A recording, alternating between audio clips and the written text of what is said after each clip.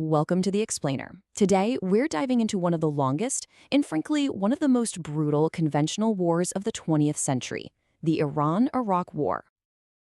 This pretty cynical take from a key U.S. diplomat at the time really just perfectly captures the grim nature of this thing. It was an 8-year conflict that totally reshaped the Middle East. So how did two neighboring countries end up in a war so brutal the world could only wish for them both to lose? Let's get into it.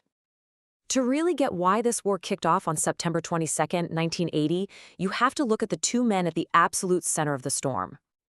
On one side, you had Iraq's Saddam Hussein. He saw Iran, which was in total chaos after its revolution, as this golden opportunity to become the top dog in the Arab world. And on the other side, Iran's Ayatollah Khamenei. He saw Saddam's secular Iraq, which, by the way, has a Shia majority, as the first domino that needed to fall in a new Islamic awakening across the whole region. And, simmering underneath all this personal ambition and ideology was a classic old-school border dispute. It was all about the Shatt al-Arab waterway, Iraq's main path to the Persian Gulf. It was the perfect recipe for a truly devastating conflict. So, Iraq makes the first move. They struck first, and they were absolutely confident that a weakened Iran, with its military in total turmoil after the revolution, was just going to collapse in a few weeks. And I mean, just look at these numbers. On paper, Iraq's advantage looked huge, especially when you look at the operable equipment. Iran's modern, American-supplied military had just had its leadership completely purged. It was a mess.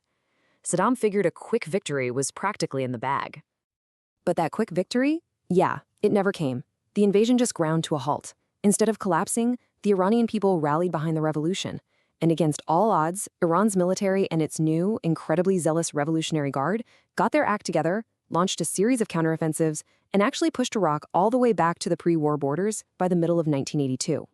And this is a huge turning point. With its territory now free, Iran had a choice to make. They could have accepted a ceasefire brokered by the UN, but they didn't. They chose to invade Iraq, turning what was a war of national defense into a war of ideology. The new goal? Topple Saddam Hussein himself. And that one decision basically ushered in the war's second and by far its most horrific phase, a brutal multi-year stalemate.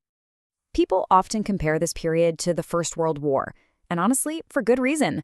Both sides literally dug in for years of just awful attrition warfare. We're talking trenches, machine guns, barbed wire, the whole 9 yards. Now, Iran had a much larger population, so they relied on these terrifying tactics that became known as human wave attacks.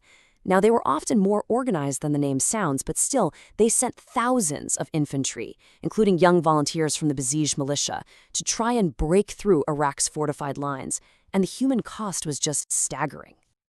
And you have to understand, the fighting wasn't just limited to the front lines. The War of the Cities brought terror directly to civilians. Iraqi Scud missiles and Iranian retaliatory strikes just rained down on cities and towns far, far away from the actual battlefield. The conflict even spilled out into the sea. In what got called the Tanker War, both sides tried to choke each other's economies. Iraq would attack oil shipments coming from Iranian ports, and then Iran would retaliate. And eventually, this whole mess dragged the navies of the world's superpowers right into the Persian Gulf.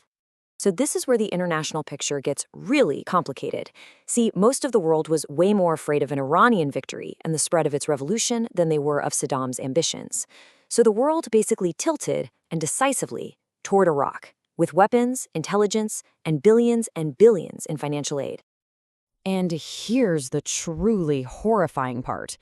This international support for Iraq just kept on flowing, often with a complete blind eye, even as Saddam's regime committed one of the war's greatest atrocities, the widespread and horrifying use of chemical weapons, not just against Iranian soldiers, but against its own Kurdish citizens as well.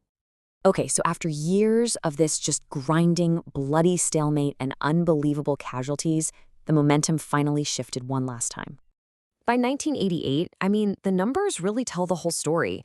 After years of foreign support, Iraq's military had swelled into a 1 million-man army with a massive advantage in heavy weapons. Iran, on the other hand, was economically shattered, its pool of volunteers was drying up, and public morale was just hitting rock bottom. Seizing this huge advantage, a revitalized Iraqi army launched a series of powerful, fast-moving offensives. They used sophisticated tactics, combined arms, overwhelming chemical attacks, and they systematically retook all the territory that Iran had spent 6 long, bloody years capturing. The writing was on the wall. Iran was facing a total military collapse on every front. The population was just exhausted by war, and international isolation was getting worse. A very reluctant Ayatollah Khomeini finally accepted a UN ceasefire in August of 1988. He famously compared the decision to drinking a cup of poison. So, after 8 years of unimaginable bloodshed, what was the result? What did all that fighting actually achieve? Well, first, the human cost. It's almost impossible to wrap your head around. Up to 1 million people were killed or wounded. It scarred an entire generation in both countries. And then there's the money. The economic devastation topped $1 trillion. It crippled both economies and left Iraq with these massive debts to its Arab neighbors, a debt that would directly lead to its invasion of Kuwait just 2 years later. And maybe the most shocking number of all, 0. For all of that sacrifice, all of that death, all of that destruction, absolutely nothing changed on the map. After 8 years of fighting, the borders were right back where they started. It was a devastating war with no winner. But the war's real legacy wasn't about borders. It was about everything that came next. It left behind a heavily militarized and deeply indebted Iraq under Saddam Hussein, an ideologically hardened and isolated Iran, and a United States that was now deeply entangled in the Persian Gulf. These outcomes would directly set the stage for the next 30 years of conflict, from the Gulf War to the invasion of Iraq, and right up to the regional tensions that we still see today.